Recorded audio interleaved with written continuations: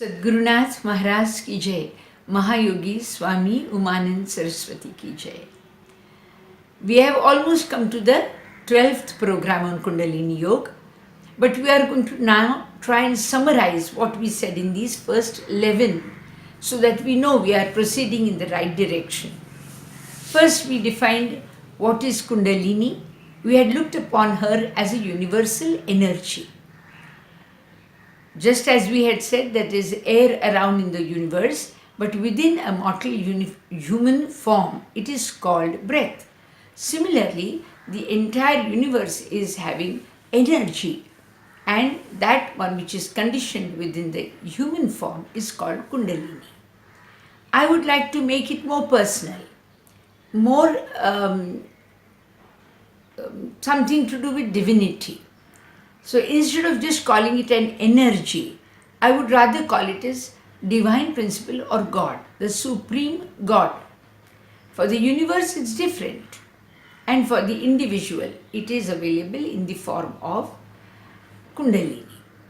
Just as there are oceans around the continents, then there are seas around the states, the countries, then there are rivers in the states, then there are similarly sort of lakes in smaller regions, then there are streamlets, and similarly we have taps in the house.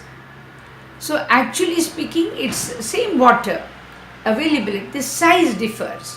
So similarly, the godly size for the universe might be a little larger, and the mortal godly feature within the mortal conditioned body of a human being, we can call that same divine principle or the God as Kundalini. So let us look upon her as a goddess or a god or a supreme reality or a supreme being and a supreme arrangement in us, whatever makes you more personal about it. It has to be a little personal because when faith in us is tapped, it works as another dimension. Faith works by itself as a new dimension. So we need that to be with us. Now this next question, which was that who initiates Kundalini within us? So I had said we go to a guru, a Siddha master, who has worked upon it, who has understood the science of Kundalini, and now who knows how to initiate others. Again, then third question is, when you go to a guru, what does guru give to you? He gives you diksha. It's a yogic prakriya through which he passes on his own energy, and sort of like how you take a lit lamp, an oil lamp, and in order to light the other, you try to put the lamp against the wick of the other lamp and it gets lit. And then you don't know which one was first and which one was the second. Similarly, the guru who tries to initiate you passes on his energy and invokes your energy. Now we have come to the third. Then fourth question was, what is man made of? Man is made of spirit and matter. There is a world called Jagat. World is called Jagat. It is made of simple matter. Simple matter. Then there is Jagadishwar, that is Lord, who is made of spirit. But we are neither Jagat nor Jagadishwar, but we are part of both, half and half, and that is why we are called Jeev. That is, we are a combination of spirit and matter. Now when spirit and matter come together, we are obviously going to get some attributes of the matter and some attributes of the spirit. The body which is going to receive the attributes or represent the attributes of matter is called Maya, or is given the name Radhika. Radhika is the name given to a form, whereas the spirit is represented by the word I, which we use in us. So we are a combination of I am Radhika. We are a combination. I am Radhika. I is the representative of spirit element, and Radhika is the representative of matter element, to which it is given a name. Now we saw these. Now we have seen what is Kundalini. We have been initiated. And then we went into the practice of Diksha, which was given to us. And now we also know we are made of spirit and matter. Now we have to try and start a study of meditation by which we can use this particular matter and this spirit together to make a better person of us. So what happens if these two come together? We saw that we could become a better person. We can be a better person. I can be more healthier, more knowledgeable, more affectionate, more loving, more useful, more outreaching, outgoing, capable, successful. So these are the qualities which are going to be inculcated in us. They are actually the characteristics of the spirit. And I have got now, I'm also made of matter as well as spirit. Now I'm going to create a new person as a combination of these two. We all do that. We take a few items in the cooking region and then we try and use our brains and together we make a new dish. Something like that, let's say. So we are going to make ourselves something into a newer person, a better person once we practice Kundalini. Then I had introduced to you various mudras. But 3 mudras I had touched on. One was Dhyan Mudra, which was for the Sahasrar. And then I had used the second mudra, which was the Anahat, that is for the chakra, for the heart chakra. And then also I had introduced the Vishuddha chakra, which is for the throat. And I had told you that these are some of these chakras I have used where we can install gods. And then I had introduced the concept of Manas Puja. Because we are now practicing meditation in order to make the spirit appear maximum, with its maximum attributes, and make use of the matter which is available so that I can be a better person in the world.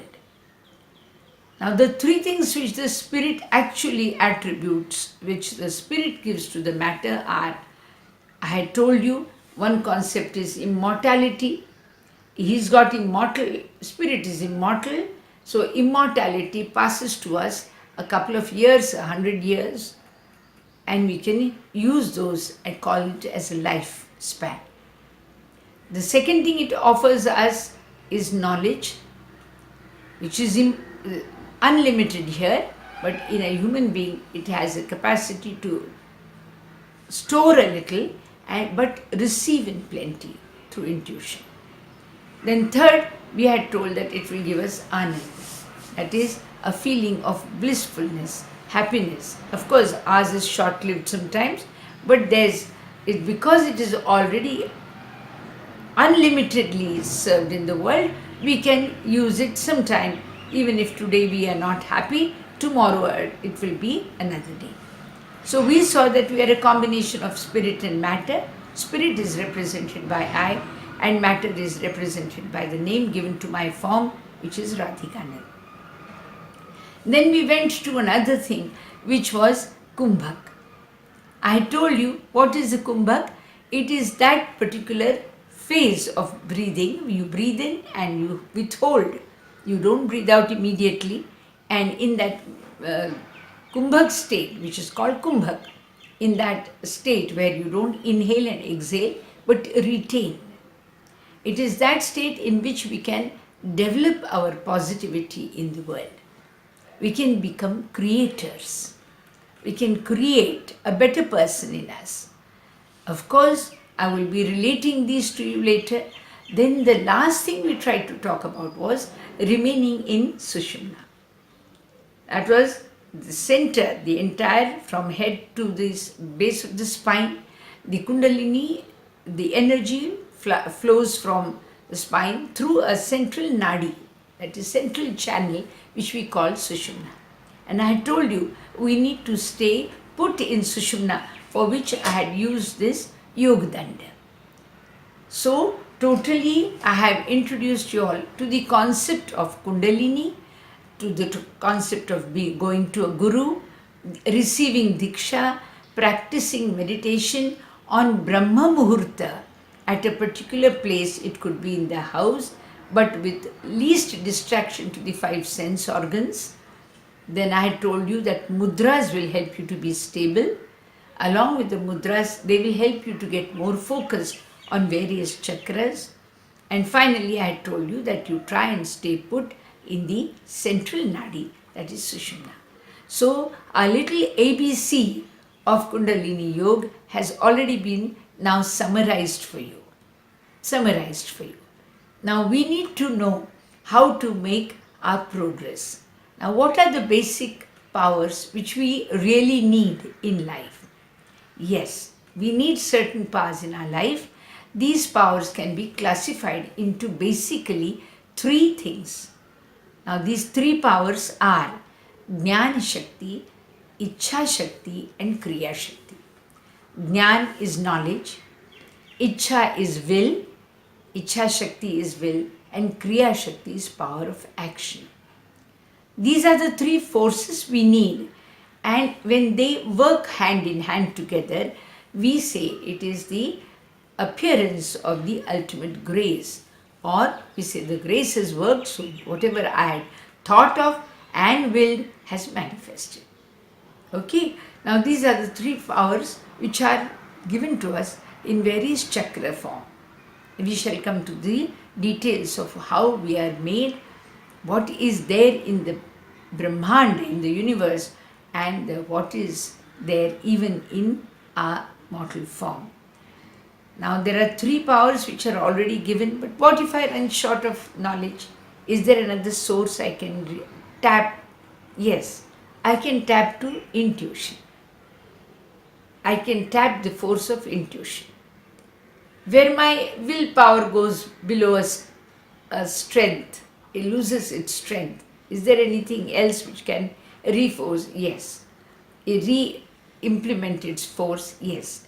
It's a consciousness or the justification which comes with it. And the sixth one, which is if my Kriya Shakti, power of action, fails to work, is there something else that can be tapped? Yes, I can tap, the five attributes of the five elements of which I am made. Now, I had told you earlier, we use words. We use words so that the creation is made around us. Our words, our speech help to create the world. Whereas the mantras, they manifest the spirit. Now you can be sure we understood we are made of matter, and that can be molded or manifested with the help of our normal speech. If I say I need a glass of water, yes, somebody will bring it for me. But secondly, if I say Om Namah Shivaya, or I say, oh God, who is going to bring me anything? No one, but the spirit will manifest. Because the words are not merely there to express your thoughts and desires, they are the transformers of the unseen to the seen. Now tomorrow we will take up transformers and transporters. In the 11th, I have touched it. In the 11th YouTube, I had told the hands breathe for you. Yes, these were the transporters. I shall talk about it more in detail about it in tomorrow's YouTube. Meanwhile, keep watching. Today we have almost done a basic course of Kundalini Yoga, introducing all of you to 10 concepts of Kundalini Yoga which can give you a start in this direction. I am Swami Radhikanand from Pune. See you tomorrow. Thank you.